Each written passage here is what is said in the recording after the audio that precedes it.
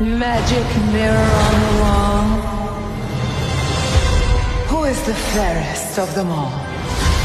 I am only bound by what is true. The fairest is not you.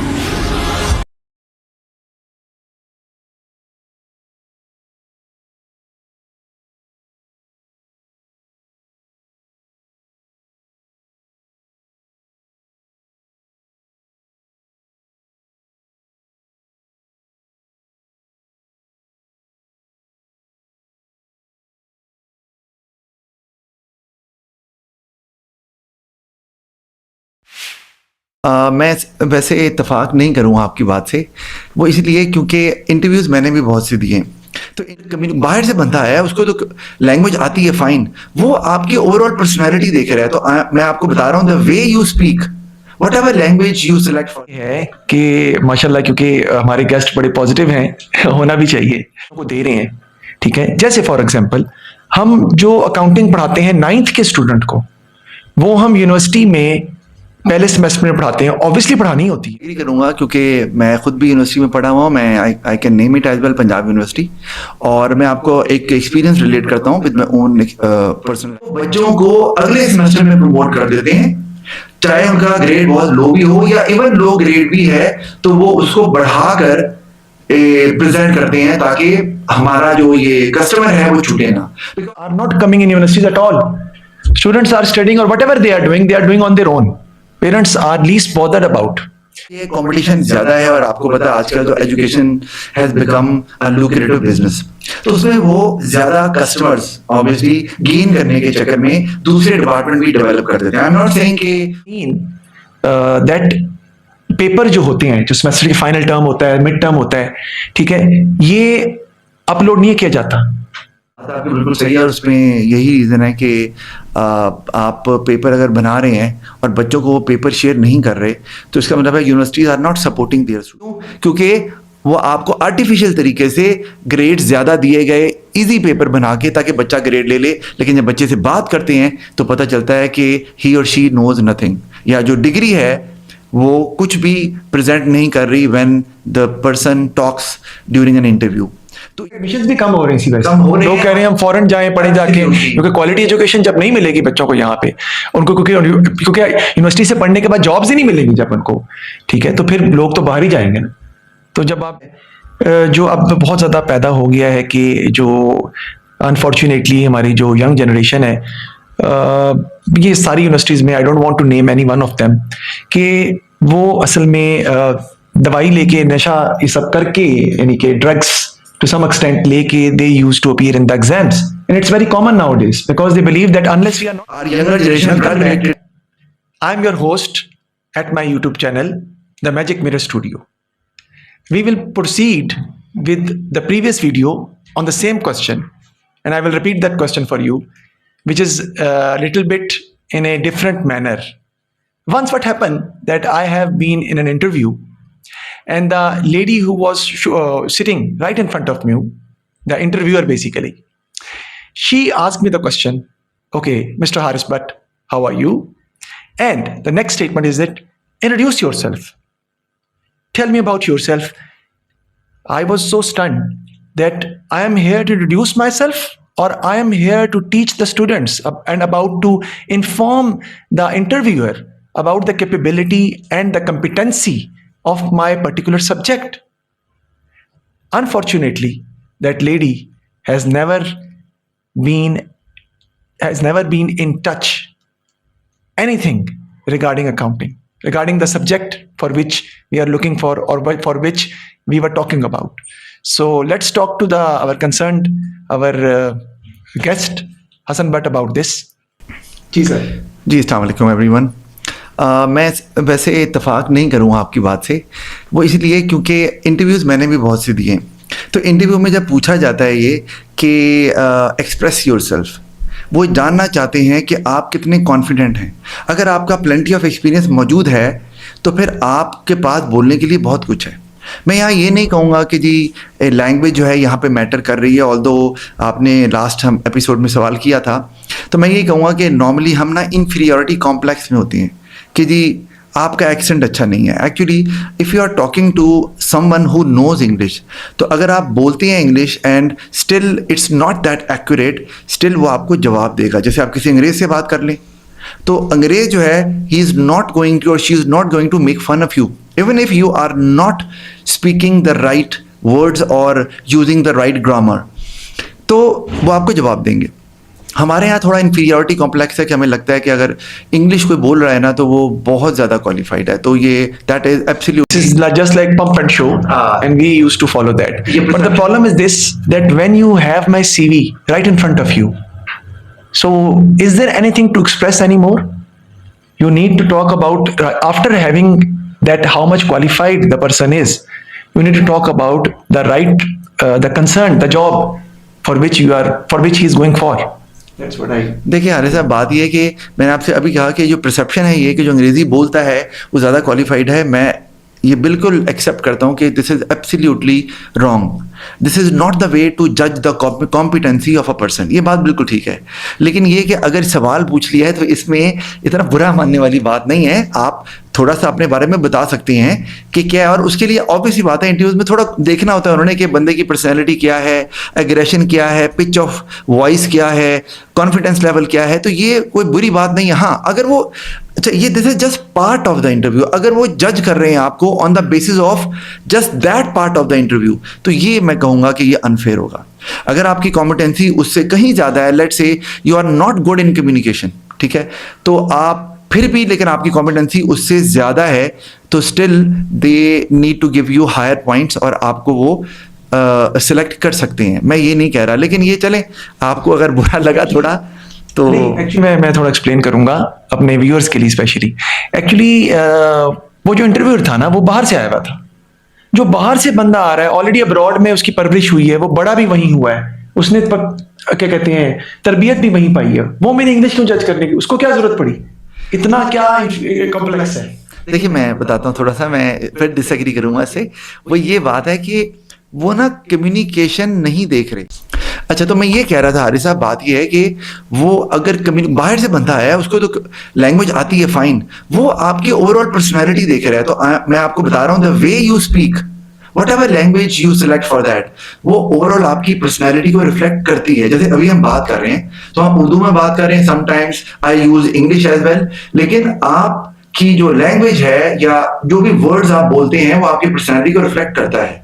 हाँ, अगर कोई ऐसा बंदा, मैं आपसे एग्री करता हूँ कि सिर्फ इसी बेसिस पे कि इनकी इंग्लिश उतनी अच्छी नहीं है, that person is not that fluent और that is why we are rejecting that person, तो मैं आपसे 100% एग्री करता हूँ, this is not the criteria. जी हाँ जी, लेकिन प्रॉब्लम ये है कि माशाल्लाह, क्योंकि हमारे गेस्ट बड़े पॉजिटिव हैं होना भी चाहिए, ठीक है। प्रॉब्लम ये है कि क्राइटेरिया है ही यही। अगर ये क्राइटेरिया ना होता, ठीक है, तो सिलेक्शन होती मेरिट पे। मेरिट पे सिलेक्शन होती इसलिए नहीं है कि एक बंदा जिसकी ना क्वालिफिकेशन है, ना एक्सपीरियंस है, कोई स्किल नहीं है, ठीक है, उसको इंग्लिश की बेस के ऊपर आप अपॉइंट करते हैं, तो क्राइटेरिया नहीं है, इसीलिए मैंने ये वॉइस रेज की है। Today our topic is basically about the university education. Sometimes students used to come to me, sir, that either which university we should choose for our career. Being a university teacher, because I have taught in a university also, I was basically stunned that our universities are basically capturing the student and minting money and not giving the right kind of education.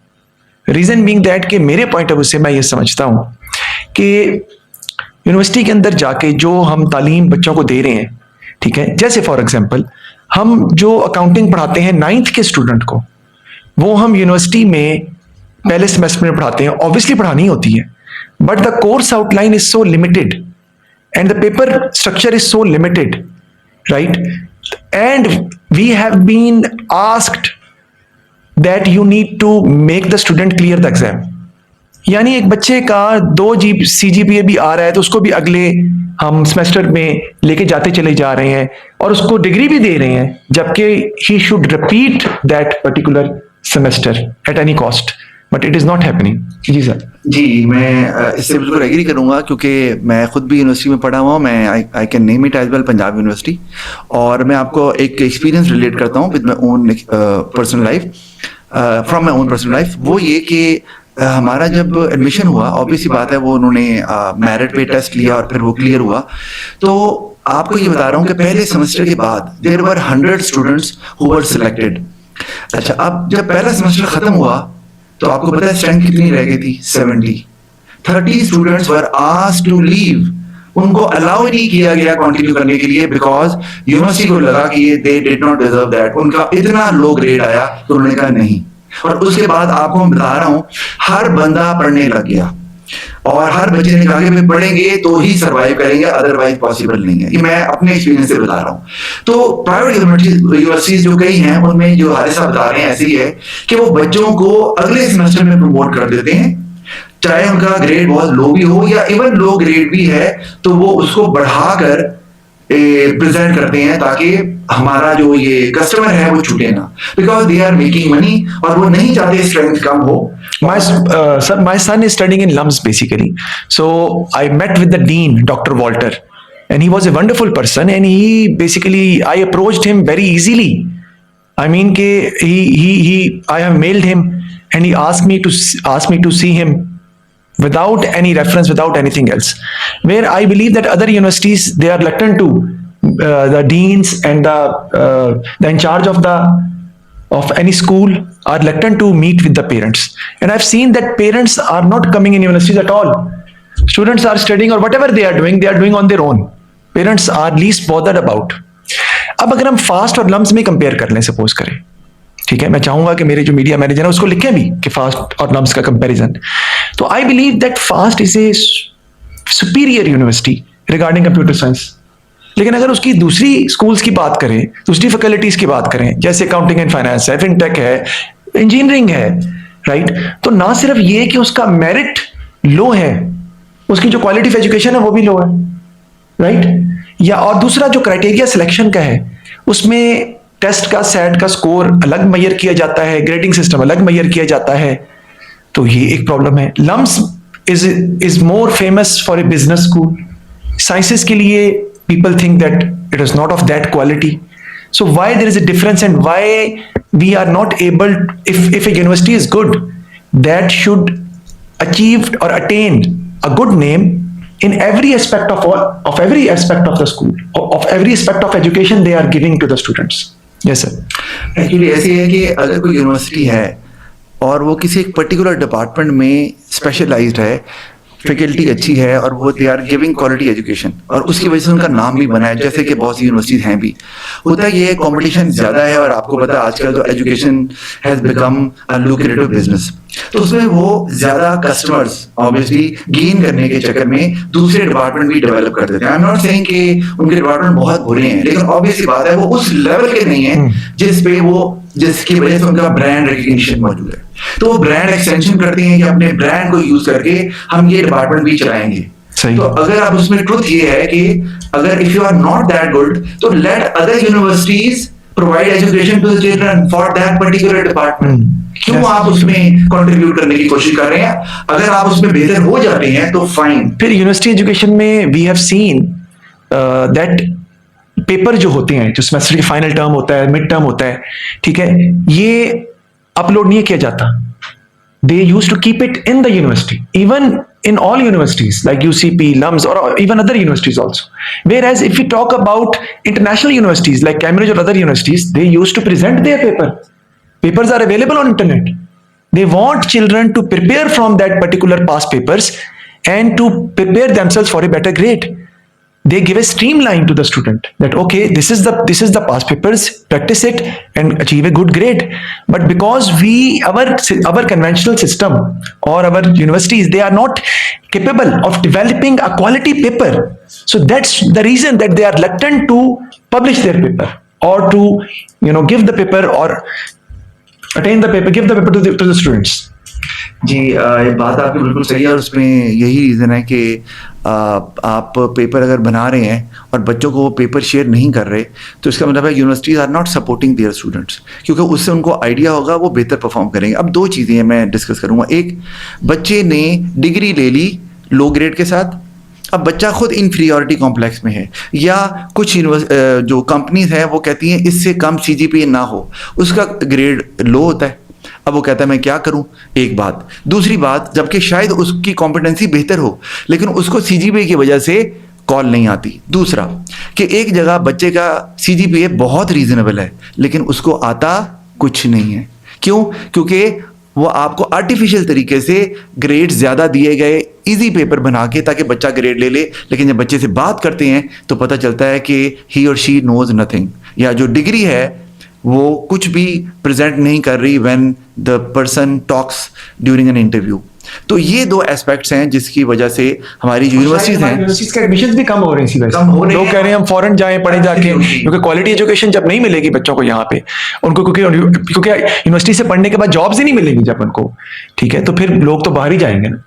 तो जब आप degree जो है उसकी value जो है, value creation in every aspect of this particular country should be established। तो मैं यही कहूंगा कि उसमें आप बच्चे को सपोर्ट इस तरह ना करें कि उनकी सीजीपीए को आर्टिफिशियल तरीके से इंप्रूव कर दें या पेपर आसान बना के, उनको सपोर्ट करें कि they would be able to attempt even toughest of the papers.